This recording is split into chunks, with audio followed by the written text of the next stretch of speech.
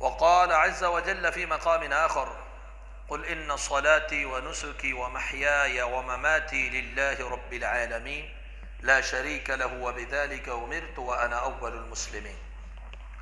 حمد و ثنا، تعریفات، کبریائی، بڑائی اور عظمت اللہ ذو الجلال والاکرام رب العالمین احکم الحاکمین کے لیے ہے۔ درود و سلام ہوں سید المرسلین حبیب کبریا جناب محمد الرسول اللہ صلی اللہ تعالی علیہ وآلہ وصحبہ وسلم کی ذات گرامی اقدس و مطہر پر۔ معزز سامعین کرام، ذو الحج کا مہینہ ہے اور اس کا پہلا عشرہ ہے۔ گزشتہ جمعۃ المبارک کے خطبہ میں آپ نے اللہ کے فضل اور توفیق سے کتاب و سنت کی روشنی میں ذو الحج کے ابتدائی 10 دنوں کی فضیلت سماعت فرمائی ہے کہ ان 10 دنوں میں کیا گیا کوئی بھی کام، کوئی بھی نیکی، کوئی بھی عمل صالح اللہ ذو الجلال والاکرام کو اتنا محبوب ہوتا ہے کہ باقی پورے سال کے کسی اور دن میں اتنا محبوب نہیں ہوتا۔ حتیٰ کہ باقی دنوں میں جہاد فی سبیل اللہ بھی اتنا محبوب نہیں جتنا ان دنوں کے اندر اعمال صالحہ اللہ کو محبوب ہے۔ اور ان دنوں میں 10واں دن جو آتا ہے، ان 10 دنوں میں آخری دن، اس عشرے کا جو آخری دن ہے یوم النحر، وہ ان 9 دنوں سے بھی زیادہ افضل ہے۔ ان 10 دنوں میں آخری دن وہ سب سے زیادہ افضل ہے جو یوم النحر کا ہے۔ جیسا کہ گزشتہ جمعہ میں آپ نے حدیث سماعت فرمائی ابو داؤد کے حوالے سے، اللہ کے رسول صلی اللہ علیہ وسلم نے فرمایا ان اعظم الایام عند اللہ یوم النحر، اللہ کے ہاں دنوں میں سب سے بڑا دن یوم النحر، قربانی کا دن۔ تو عشرۃ الحجہ کے جو اعمال تھے، کوئی بھی خیر، کوئی بھی نیکی، ان میں تکبیرات بھی ہیں اور ان میں عرفہ کا روزہ بھی ہے، اور پھر آخری دن آتا ہے جس دن مسلمان قربانی کرتے ہیں، عید کا دن اور قربانی کا دن، وہ سب سے بڑا۔ تو وہ 10ویں دن کا خاص عمل ہے جانور ذبح کرنا، قربانی کرنا۔ دن بھی سب سے بڑا ہے اور ان دنوں کا عمل بھی انتہائی بڑا عمل ہے، قربانی کرنا۔ سیدنا ابراہیم سلام اللہ علیہ کو اللہ ذو الجلال والاکرام نے حکم دیا خواب میں کہ اللہ کی راہ میں اپنے بیٹے کو ذبح کیجئے۔ وہ اپنے بیٹے کی قربانی کرنے کے لیے تیار ہو گئے۔ تو مسلمان اس سنت ابراہیمی کو قائم رکھتے ہوئے اور محمد الرسول اللہ صلی اللہ علیہ وسلم کی سنت پر عمل پیرا ہوتے ہوئے اور مسلمانوں کے طریقہ کے اوپر چلتے ہوئے 10ویں دن قربانی کرتے ہیں۔ یہ قربانی تاکیدی سنت ہے، مشروع ہے۔ بعض منکرین حدیث اس عظیم سنت کے بھی انکاری ہیں، وہ کہتے ہیں قربانی صرف حج والوں کے لیے، حالانکہ احادیث صحیحہ متواترہ سے قربانی کرنا ثابت ہے، اور صرف حاجیوں کے لیے نہیں، غیر حاجیوں کے لیے جو اپنے اپنے مقام پر ہیں۔ حج کہاں ہوتا ہے؟ مکہ کے اندر۔ نبی کریم صلی اللہ علیہ وسلم مدینہ طیبہ کے اندر موجود ہے، فرمایا آپ صلی اللہ علیہ وسلم 10 سال مدینے میں رہے، ہر سال قربانی کرتے بغیر حج کے بھی۔ تو قربانی بندہ حج کرے نہ کرے، ہر ایک کے لیے مشروع ہے۔ جیسا کہ صحیح بخاری کی حدیث ہے، آپ صلی اللہ علیہ وسلم نے فرمایا آج کے دن سب سے پہلے ہم نماز پڑھیں گے، نماز کے بعد جب لوٹ کر جائیں گے تو قربانی کریں گے۔ جس نے ایسا کیا اس نے ہماری سنت کو پا لیا اور مسلمانوں کے طریقے کو پا لیا۔ فقد اصاب سنتنا وسنت المسلمین۔ تو پہلے ہم کیا کریں گے؟ عید کی نماز پڑھیں گے، پھر ہم قربانی کریں گے۔ تو حاجی عید کی نماز پڑھتے ہیں؟ اب ایسے کئی لوگ ہوں گے جن کو اللہ نے حج کی سعادت دی ہے نا، حاجی تو عید کی نماز نہیں پڑھتے۔ تو غیر حاجیوں کے لیے اللہ کے رسول صلی اللہ علیہ وسلم کی یہ عظیم سنت ہے، مسلمانوں کا طریقہ ہے۔ جہاں بھی ہوں، جس ایریا، جس علاقہ میں ہوں، شہر والے ہوں، دیہاتی ہوں، کوئی بھی ہوں، سب کے لیے قربانی مشروع ہے، سنت ہے اور عظیم عمل ہے۔ جیسا کہ اللہ سبحانہ وتعالیٰ نے قرآن مجید میں فرمایا فَصَلِّ لِرَبِّكَ وَانْحَرْ، رب کے لیے نماز پڑھ اور قربانی کر۔ اور فرمایا قُلْ إِنَّ صَلَاتِي وَنُسُكِي، کہہ دیجئے میری نماز، میری قربانی، میری زندگی اور میری موت، ہر چیز اللہ رب العالمین کے لیے ہے۔ اور سورہ حج میں فرمایا وَلِكُلِّ أُمَّةٍ جَعَلْنَا مَنْسَكًا، ہر امت کے لیے ہم نے عبادت کے طریقے مقرر کیے، ان میں قربانی بھی ہے، منسک قربانی کو بھی کہتے ہیں۔ جیسے کہ سورہ حج سورہ نمبر 22 کی آیت نمبر 28 میں فرمایا وَيَذْكُرُ اسْمَ اللَّهِ عَلَى مَا رَزَقَهُم مِّن بَهِيمَةِ الْأَنْعَامِ، کہ معلوم دنوں میں، ایام تشریق میں اللہ کا ذکر کریں جانوروں کے اوپر، یعنی جانور ذبح کریں۔ یہ مسلمانوں کا طریقہ کار ہے، قربانی مشروع ہے، انتہائی اہم عمل ہے۔ جہاں تک تعلق ہے، کیونکہ اہم عمل ہے، مسلمانوں کی سنت ہے، فضیلت بھی اس کی بہت زیادہ ہے، ہر جاندار چیز کے اندر اللہ نے بڑا اجر و ثواب رکھا ہوا ہے۔ جہاں تک تعلق ہے خاص اس فضیلت کا جس میں یہ آتا ہے کہ اپنے جانور کے اوپر ہاتھ رکھو، جتنے اس کے ہاتھ کے نیچے بال آئیں گے ہر بال کے بدلے ایک نیکی ہے، وہ سندن کمزور ہے، لیکن فضیلت اس عمل کی بہت زیادہ ہے۔ تو مختصراً آج کے خطبہ میں ہم صرف قربانی کے مسائل پر بات کریں گے، فضائل سے، اہمیت سے، اس کے فلسفہ قربانی سے، مقاصد سے ہٹ کر صرف اس کے مسائل کے اوپر، وہ بھی مختصر، کیونکہ اتنا وقت نہیں ہے کہ تمام احکام کو تفصیلی طور پر بیان کیا جائے۔ اختصاراً کچھ مسائل جو ضروری ہے وہ آپ کے سامنے رکھتے ہیں۔ تو سب سے پہلے قربانی جو ہے، قربانی کا جانور کیسا ہونا چاہیے؟ تو وعلیکم السلام ورحمۃ اللہ۔ قربانی کا جانور وَيَذْكُرُ اسْمَ اللَّهِ عَلَى مَا رَزَقَهُم مِّن بَهِيمَةِ الْأَنْعَامِ، سورہ حج سورہ نمبر 22 آیت نمبر 28 میں اللہ سبحانہ وتعالیٰ نے فرمایا کہ وہ اللہ کا نام ذکر کرے بہیمۃ الانعام کے اوپر۔ بہیمۃ الانعام چوپائے، پالتو چوپائے، وہ کون سے ہیں؟ مسلمانوں کا اس بات کے اوپر اجماع ہے، الابل، اونٹ اپنی تمام اقسام کے ساتھ، البقر، گائے اپنی تمام انواع و اقسام کے ساتھ، الضأن اپنی تمام اقسام کے ساتھ۔ الضأن کے اندر بھیڑ، بکری، دمبا، یہ ساری چیزیں آ جاتی ہیں۔ بھیڑ بھی اس میں آتی ہے، دمبا بھی آتا ہے، بکری شاد جو ہے یہ بھی آتی ہے۔ تو ان جانوروں کو ذبح کرنا ہے، اس پر مسلمانوں کا اجماع ہے۔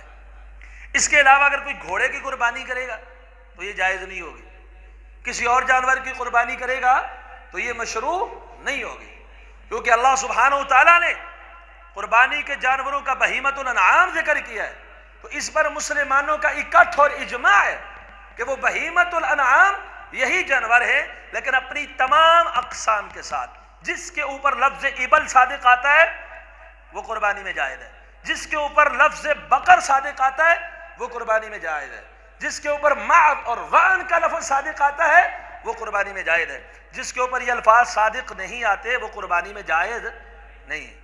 ہمارے آج کے دور میں ایک مسئلہ اختلافی اور متنازع ہے بھینس کے حوالے سے، باقی تو اجماع ہے، سارے لوگ اتفاق کرتے ہیں اس پر۔ تو موجودہ دور کے اندر، یہ لفظ غور کیجئے، موجودہ دور کے اندر اہل علم جن کا ہم احترام کرتے ہیں، ادب کرتے ہیں، اپنے اپنے جذبے کے ساتھ، اپنے اپنے اجتہاد کے ساتھ، بعض نے اختلاف بھی کیا ہے، اس پر دلائل دینے کی کوشش بھی کی ہے۔ بھینس کی قربانی کے متعلق اہل علم کا، صرف موجودہ دور کے اہل علم کا اختلاف ہے، صرف موجودہ دور کے اہل علم کا اختلاف ہے۔ کیا مطلب؟ 1300 سال تک کوئی اختلاف نہیں تھا۔ ائمہ متقدمین میں بھینس کی قربانی پر اختلاف نہیں ہے، متقدمین میں بالکل بھی بھینس کی قربانی کے اوپر کوئی اختلاف نہیں ہے۔ متاخرین میں، موجودہ دور اور ماضی قریب میں، صرف بھینس کی قربانی پر اختلاف ہوا ہے۔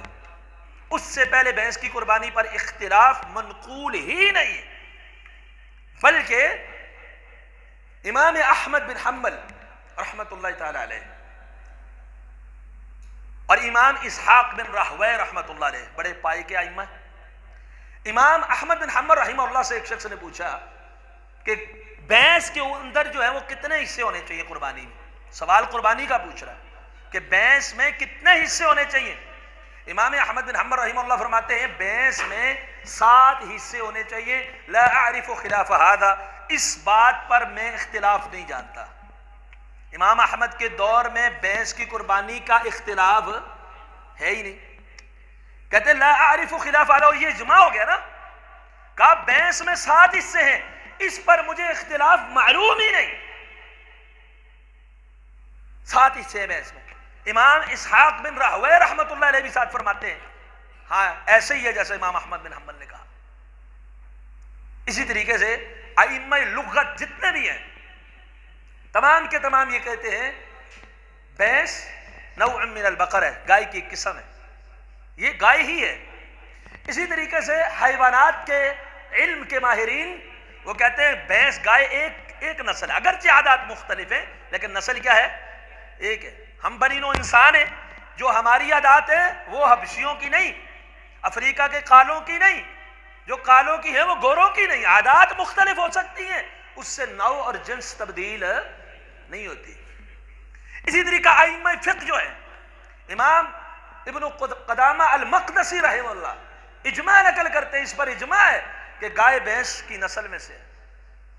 بہت سارے ائمہ لغت بھی یہ کہتے ہیں، حتیٰ کہ تابعی امام حسن بصری رحمہ اللہ فرماتے ہیں نوع من البقر، گائے کی قسم ہے. قرآن مجید کی جو آیات کریمہ سورہ انعام کی ہیں جس میں یہ ذکر ہوا ہے کہ 8 جوڑے نر مادہ ملا کے 4 جوڑا کر کے اونٹوں کا مذکر مؤنث، بقر کا مذکر مؤنث، ضأن کا مذکر مؤنث، تو وہ آیات جو ہیں وہ مشرکین مکہ کے حلت حرمت کے حوالے سے ہیں. ان میں سے بعض جانوروں کو مشرکین مکہ حلال نہیں سمجھتے تھے، بعض جانوروں کے پیٹ کے بچے کو اپنے لیے حلال نہیں سمجھتے تھے، مردوں کے لیے حلال ہوتا تھا، عورتوں کے لیے حرام. اس طرح کے ان کے من گڑت عقائد تھے. تو وہاں اللہ نے بہیمۃ الانعام کا ذکر کیا. اب آپ ائمہ تفسیر کو پڑھیں، بعد ہمارے علم کہتے ہیں وہاں پہ لفظ ابل بقر گائے اور ابل بقر اور ضأن کا ہے، بکری، دمبا، اونٹ اور گائے. اسی آیت کی تفسیر آپ ائمہ تفسیر کو پڑھیں. امام ابن ابی حاتم نے تفسیر ابن ابی حاتم المتوفى 327 ہجری، یہ 3ری صدی ہجری کی بات ہے، یہی آیت کریمہ جو سورہ انعام کی ہے، اس آیت کریمہ کی شرح کرتے ہوئے امام لیث بن ابی سلیم رحمہ اللہ کا قول ذکر کرتے ہیں صحیح سند کے ساتھ. فرماتے ہیں کہ لیث بن ابی سلیم فرماتے ہیں الجاموس والبختی من الازواج الثمانیہ، بختی اور جاموس بھینس یہ وہ جو ذکر اللہ نے کیا نا 8 جوڑوں کا، ان میں شامل ہے. اور اگر آپ متقدمین کی تفسیریں پڑھیں، کسی ایک تفسیر میں بھی آپ کو نہیں ملے گا کسی امام نے کہا کہ جاموس 8 میں شامل نہیں ہے، بہیمۃ الانعام میں شامل نہیں ہے، کسی ایک نے بھی نہیں کہا. اور تفسیر ابن ابی حاتم 327 ہجری کا حوالہ میں نے دے دیا. آپ اٹھائیے تفسیر قرآن مجید کی تفسیر کرتے ہوئے لکھتے ہیں کہ بختی اونٹ یہ ابل ہے، اسی طرح جاموس یہ بقر ہے. یہ اس آیت کے اندر شامل ہے. ائمہ کا اس بات کے اوپر اجماع ہے. صرف موجودہ دور اور ماضی قریب میں اس بات پر اختلاف ہوا. جو بعض اہل علم جو قابل احترام ہیں انہوں نے کہا رسول اللہ صلی اللہ علیہ وسلم کے زمانے میں نہیں پائی جاتی تھی اس لیے ہم اس کی قربانی نہیں کرتے، احتیاط اسی میں ہے کہ نبی علیہ السلام نے دوسری نسل کی. تو پھر افریقن، دیسی، ولایتی یہ سب کی نفی ہو جائے گی. تو وہ بھی تو رسول اللہ صلی اللہ علیہ وسلم کے دور میں وہاں پائی جاتی تھی. سائی وال کی نسل کہاں کی ہے؟ وہ تو مکے کی نہیں نا، یا مکے میں بھی کوئی سائی وال ہے؟ وہاں کی بھی کوئی سائی وال ہے؟ تو سائی وال تو ہمارے پاکستان کی نسل ہے. سائی وال، فریقان، فلانی تو وہاں نہیں پائی جاتی تھی. پھر تو بکریوں میں بڑی مشکل پڑ جائے گی کہ وہ بکرے جنگلی بکرے کی آتے، دیسی بکرے کی آتے مختلف ہیں کہ نہیں؟ ان کے بال، حیات، کیفیت بھی مختلف ہے. پھر تو بکروں میں بھی عربی بکرا کہاں سے ڈھونڈے، عربی اونٹ کہاں سے ڈھونڈے، عربی گائے کہاں سے ڈھونڈیں گے؟ تو جہاں تک تعلق ہے نام کا، اب بھیڑ کا ذکر ہے، دمبا بھیڑ کی نسل میں سے ہے یا نہیں؟ دمبے کی قربانی جائز ہے. اور اس کا نام بھی صادق آتا ہے. جاموس کہاں سے آیا؟ آج کے دور کے جو اہل عرب علماء ہیں، امام ابن عثیمین رحمہ اللہ فرماتے ہیں اللہ نے اس آیت میں نسلیں نہیں بیان کی. ایک آدمی نے پوچھا نا اس میں جاموس کا لفظ کیوں نہیں؟ انہوں نے کہا اللہ نے اس آیت میں نسلیں نہیں بیان کی کہ فلانی نسل فلانی نسل فلانی نسل. اللہ نے تو ان جانوروں کا ذکر کیا جو مشرکین مکہ حرام سمجھتے تھے، جو عرب کیا معروف تھی. وگرنہ جاموس یہ گاؤ میش فارسی والے اس کو گائے کہتے ہیں، لفظ بھی ایک ہی ہے. گائے اس کو گاؤ میش کہتے تھے.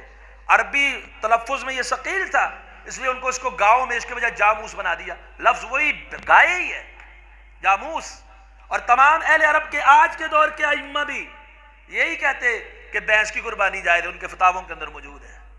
اہل عرب تو آج بھی اس کو جاموس کو بقر ہی مانتے، آج بھی اہل عرب اور متقدمین ائمہ محدثین اہل علم جتنے بھی ہیں تمام کا یہ قول ہے بقر، بھینس بھی بقر ہے، گائے بھی بقر ہے، یہ الگ چیز نہیں ہے، ایک ہی جنس ہے۔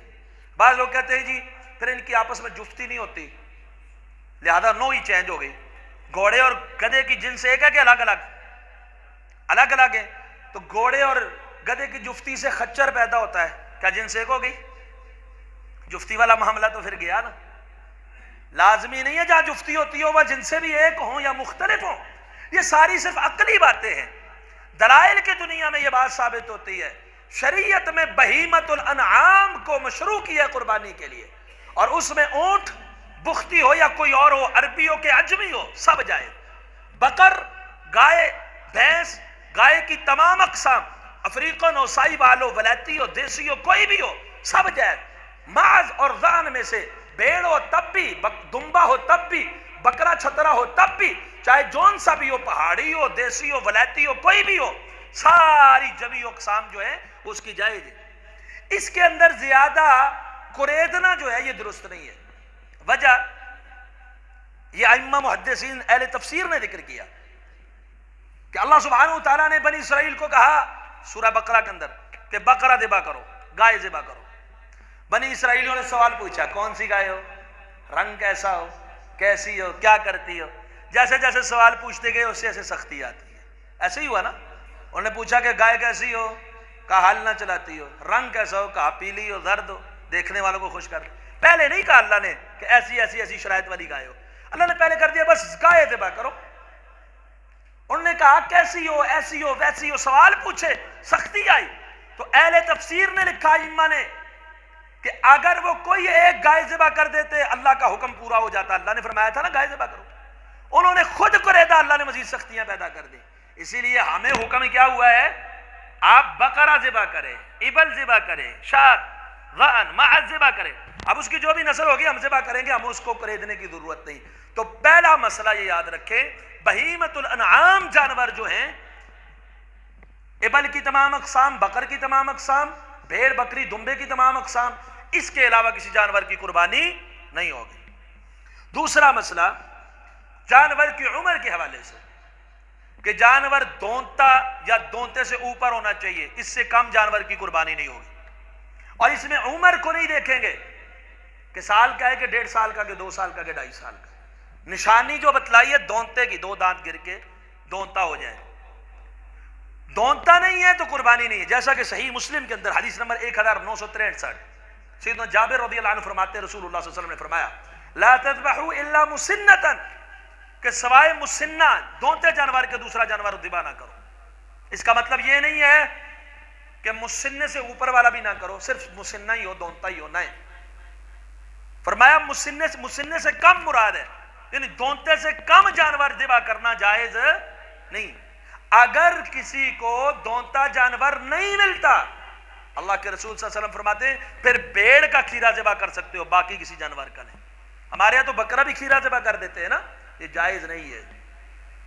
اسی طرح سیدنا علی المرتضی رضی اللہ عنہ نے سنن الکبری البیہقی کے اندر حدیث ہے جلد 9 صفحہ نمبر 273 میں صحیح سند کے ساتھ، علی رضی اللہ عنہ فرماتے ہیں سنیا فصاعدا، دونتا یا دونتے سے اوپر والا جانور، چوگا چھگا جو بھی جو آپ کہتے ہیں نام لیتے ہیں، دونتا یا دونتے سے اوپر والا جانور ذبح کرے اور اس کو خوب پال پوس کے موٹا کریں، جب کھائیں تو پکیزہ کھائیں، جب کسی کو کھلائیں تو پکیزہ کھلائیں۔ ایسا نہیں ہو گوشت گوشت اتار کے رکھ دیں، ہڈیاں چربی جو ہیں وہ کسی اور کے حوالے کر دیں، کھائیں تو پکیزہ، دیں تو پکیزہ طیب، لیکن ثنیجن فصاعدا، جانور کیسا ہو، دونتا یا دونتے سے اوپر۔ تیسری دلیل صحیح بخاری کے اندر موجود ہے حدیث نمبر 968 اور صحیح مسلم کے اندر حدیث نمبر 1961، اور رسول اکرم صلی اللہ علیہ وسلم نے نماز پڑھائی، خطبہ ارشاد فرمایا کہ آج کے دن ہماری ابتدا نماز سے ہے، بعد میں قربانی کریں گے، جس نے ایسے ہی کیا اس کی قربانی ہو گئی، مسلمانوں کا طریقہ ہو گیا، جس نے ایسے نہیں کیا نماز سے پہلے ذبح کر دیا اس کی کوئی قربانی نہیں۔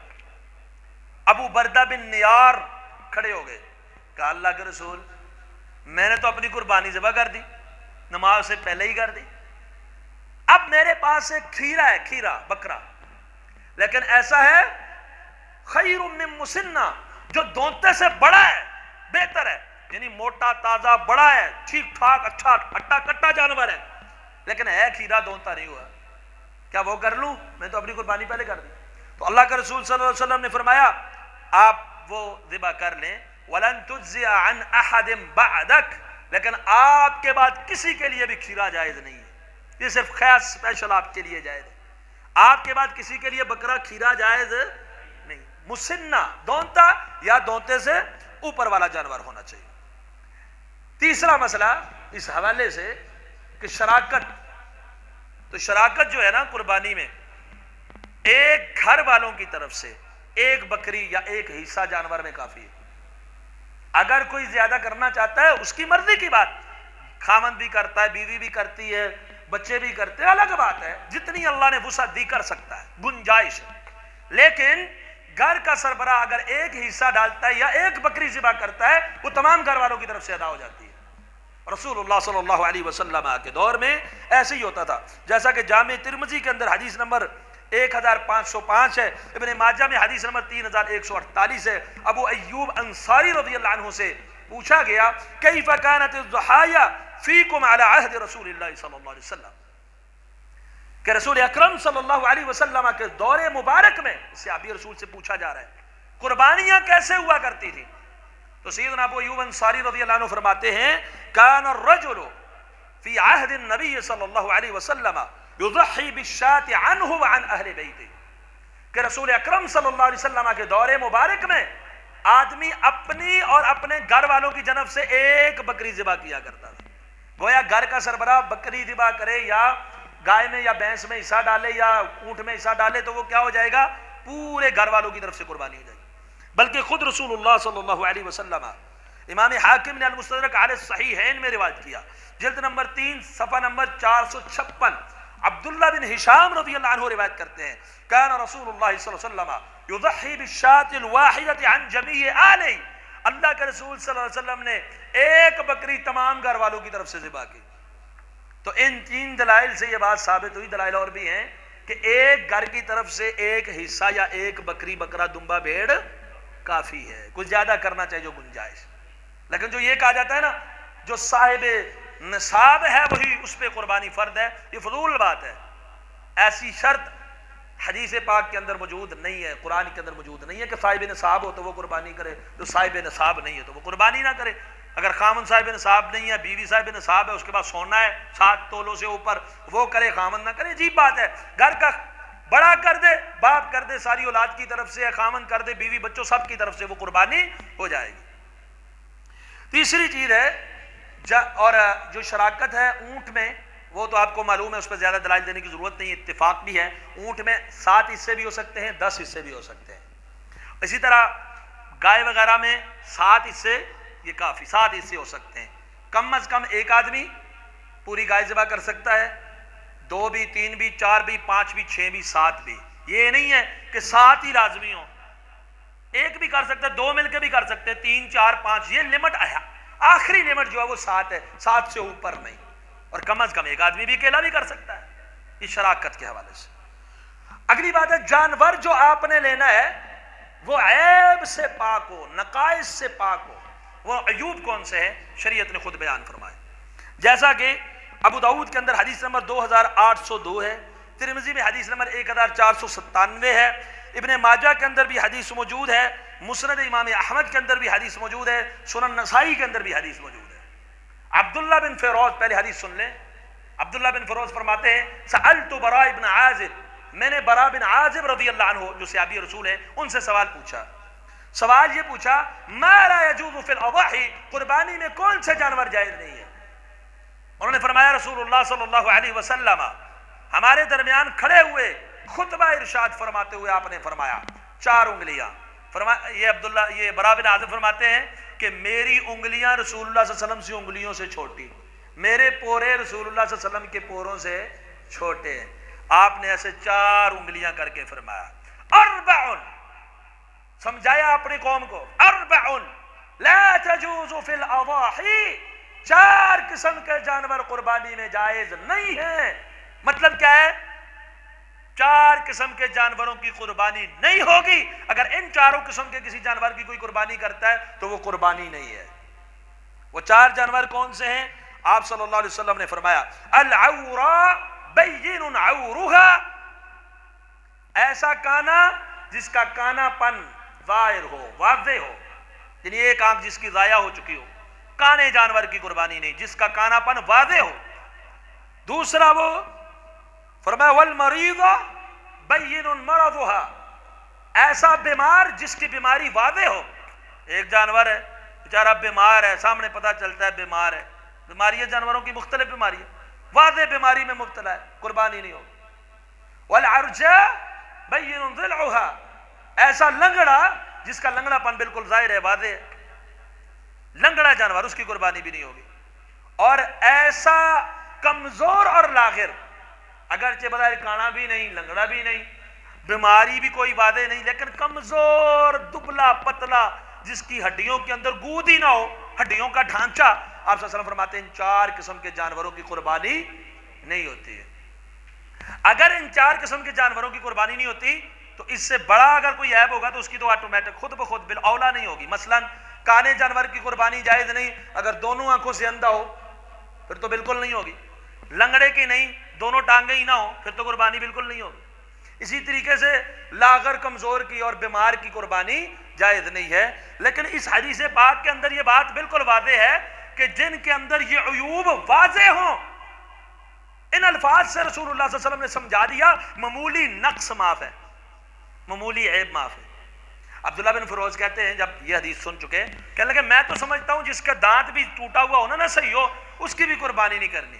ہمارے لوگ بھی ہوتے ہیں نا اپنی طرف سے فتویٰ دے دیتے فلانے جانور کی قربانی ہوتی ہے فلانے کی نہیں ہوتی۔ انہوں نے کہا اگر تجھے پسند نہیں تو نہ کر، لیکن لوگوں کے لیے کیوں حرام کرتے ہو؟ لوگوں کے لیے اس کو حرام نہ کرے۔ اللہ کے رسول نے دانت کا بیان نہیں کیا۔ دانت اگر کسی کا ٹوٹ جاتا ہے، کوئی چیز لگ جاتی ہے، دانت میں کوئی مسئلہ تو یہ عیب نہیں ہے، اس کی قربانی ہو جاتی ہے۔ یہ وہ عیوب ہیں کہ جن عیوب کے ہوتے ہوئے قربانی کریں گے تو جائز ہی نہیں، جن ایسا جانور قربانی میں لگتا ہی۔ کچھ عیوب وہ ہیں جو مکروہ ہیں، جو مکروہ ہیں۔ وہ عیوب کیا ہیں؟ استحبابی امر ہے، تحریمی نہی نہیں ہے، تنزیہی نہیں ہے۔ وہ کون سے ہیں؟ سیدنا علی المرتضی رضی اللہ تعالی عنہ فرماتے ہیں، ترمذی کے اندر حدیث نمبر 1503 ہے، امرنا رسول اللہ صلی اللہ علیہ وسلم ان نستشرف العینین والاذنین، کہ اللہ کے رسول صلی اللہ علیہ وسلم نے ہمیں کہا کہ غور سے آنکھیں چیک کر کے، کان چیک کر کے لیا کریں۔ اور پھر ابو داؤد کے اندر حدیث ہے، حدیث نمبر 2805، نہا رسول اللہ صلی اللہ علیہ وسلم ان یضحی بعظباء القرن والاذن، کہ رسول اللہ صلی اللہ علیہ وسلم نے ہمیں منع فرمایا کس بات سے؟ کہ کان کٹے اور سینگ ٹوٹے جانور کی قربانی نہیں کرنی۔ اچھا یہ جو عیب ہے نا، کان کٹا، کان چرا اور سینگ ٹوٹا، اس کے بارے میں امام سعید بن مسیب غالباً فرماتے ہیں جس کا آدھا یا اس سے زیادہ سینگ ٹوٹا ہوگا وہ قربانی نہیں کرنی، تھوڑا سا معمولی اگر سینگ ٹوٹ جائے تو قربانی جائز۔ سیدنا علی المرتضی رضی اللہ تعالیٰ عنہ جامع ترمذی کے اندر حدیث نمبر 1503 ہے، جس میں یہ الفاظ ابھی میں نے پڑھی آپ کے سامنے کہ آپ نے فرمایا آنکھیں کان غور سے چیک کیا کرو۔ اس میں ان سے پوچھا گیا مکسورۃ القرن، سینگ ٹوٹے جانور کے بارے میں، انہوں نے کہا لا بأس، کوئی حرج نہیں، کوئی حرج نہیں۔ تو مطلب کیا ہے؟ مطلب یہ ہے ائمہ محدثین نے ان عیوب کے جو پہلے عیوب 4 بیان کیے نا، ان کے اوپر باب قائم کیے کہ یہ جانور قربانی میں لگتا ہی نہیں، اور یہ جو عیب ابھی بیان کر رہا ہوں، کان میں کوئی سراخ ہو جائے یا سینگ میں کوئی نقص آ جائے، ان کو فرمایا ما یکرہ من الضحایا، جو قربانی میں مکروہ ہے۔ امام ابن حزیمہ رحمہ اللہ نے صحیح ابن حزیمہ میں پہلے باب قائم کیا کہ جن جانوروں کی قربانی ہوتی نہیں وہ 4 عیب بیان کیے، لنگڑا، کانا، مریض، ہڈیوں کا گودا نہ ہو جس میں بالکل لاغت۔ اور پھر آگے فرمایا کہ ہدی اور قربانی کے اندر سینگ ٹوٹا اور کان چرا قربانی جانور جو ہے یہ نہیں کرنا، لیکن یہ نہیں اختیاری ہے، اگر کوئی کر لیتا ہے قربانی ہو جاتی ہے۔ لیکن افضل نہیں ہے، اولا نہیں ہے، یہ اختیاری نہیں ہے، اس کو کہتے ہیں نہیں تنزیہی، نہیں تحریمی نہیں ہے۔ اسی لیے حضرت علی نے فرمایا نا لا بأس، حرج نہیں۔ تو اس سے ثابت ہوا اگر کسی جانور کے سینگ سے ٹوپی اتر جائے، ٹوپی ہوتی ہے نا، یہ عموماً اتر جاتی ہے، تو وہ جانور نکارا نہیں ہے، اس کو پیچھے نہ چھوڑیں، اس کی قربانی ہو جائے گی۔ اگر سینگ تھوڑا بہت ٹوٹ گیا یا کان میں تھوڑا بہت سوراخ ہے یا کانٹا چبھتا ہے، بعد دفعہ ہلکا سا اس طرح کا زخم سا بن جاتا ہے، تھوڑا سا چیر لگ جاتا ہے، تو یہ جانور قربانی ہو جاتی ہے۔ لیکن بالکل صحیح سالم سینگوں والا، بالکل صحیح سالم کانوں والا زیادہ فضیلت والا ہے، جس میں معمولی نقص ہو اس کی بنسبت، لیکن جس میں معمولی نقص ہو وہ بھی جائز ہوگا۔ لیکن جو چار عیوب بیان کیے، ایسے اگر عیب کسی جانور کے اندر ہے تو وہ قربانی کے اندر جو ہے وہ جائز نہیں ہے۔ اسی طرح ایک اور مسئلہ ہے، آپ نے جانور منڈی سے خریدا، آپ نے کان بھی چیک کر لیے، سینگ بھی چیک کر، اور سینگوں کے حوالے سے جس کے پیدائشی سینگ نہ ہو وہ بھی جائز ہے، ٹوپی اتر جائے وہ بھی جائز ہے۔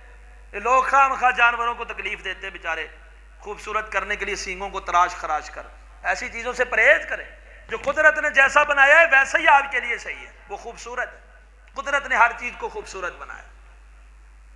آپ جانور خریدتے ہیں عیوب سے پاک، گھر میں آتے ہیں جانور بندھا ہوا ہے، کسی کو ٹکر مار دی، دیوار کو ٹکر مار دی، نئی جگہ ہے، سینگ ٹوٹ گیا، کوئی اور مسئلہ بن گیا، تو سیدنا عبداللہ بن زبیر رضی اللہ تعالی عنہ نے سنن الکبریٰ البیہقی کے اندر یہ حدیث موجود ہے، امام عبداللہ بن زبیر رضی اللہ عنہ فرماتے ہیں، جلد 9 صفحہ نمبر 289، ایک کانی اونٹنی کو دیکھا تو آپ نے فرمایا اگر یہ عیب خریدنے سے پہلے کا ہے پھر اس کو تبدیل کرو، کانی اونٹنی کی قربانی نہیں ہوتی۔ اگر یہ عیب تم خریدنے کے بعد گھر لائے کسی وجہ سے بن گیا ہے پھر کر لو، پھر اس کی قربانی ہو جائے گی۔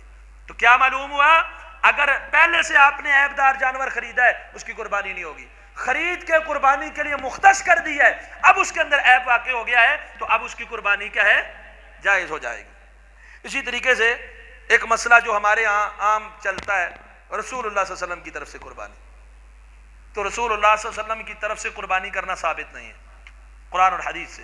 ابو داؤد کے اندر ایک حدیث ہے جو آج کل اخباروں کی زینت بنی ہوتی ہے، حضرت علی رضی اللہ عنہ فرماتے ہیں مجھے رسول اللہ صلی اللہ علیہ وسلم نے وصیت کی کہ میں آپ کی طرف سے بھی قربانی کروں، اس لیے وہ اپنی طرف سے بھی کرتے تھے، رسول اللہ صلی اللہ علیہ وسلم کی طرف سے بھی۔ اب ابو داؤد کی اس حدیث کی اگر آپ سند دیکھیں، پہلا راوی ہے ابو الحسنہ، مجہول ہے، اس کا پتہ ہی نہیں ہے کون، دوسرا راوی ہے شریک القاضی، مدلس ہے، عن سے بیان کرتا ہے، محدثین کے اصول پر روایت ضعیف ہے، تیسرا راوی حکم بن عتیبہ، مدلس ہے، عن سے بیان کرتا ہے، دو راوی مدلس، روایت معنن، ایک راوی مجہول، یعنی سند سخت ضعیف ہے، یہ پایا ثبوت کو، اس سے مسئلہ نہیں ثابت ہوتا۔